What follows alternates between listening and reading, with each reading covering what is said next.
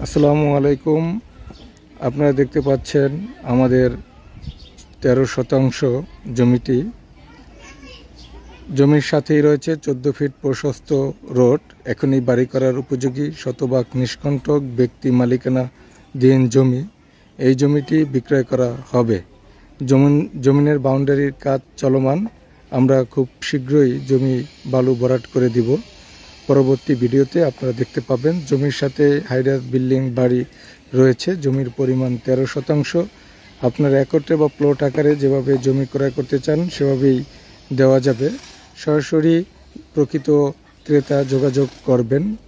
এখানে কোনো মিডিয়া নেই, সরাসরি মালিকের মাধ্যমে জমি বিক্রয় করা হবে।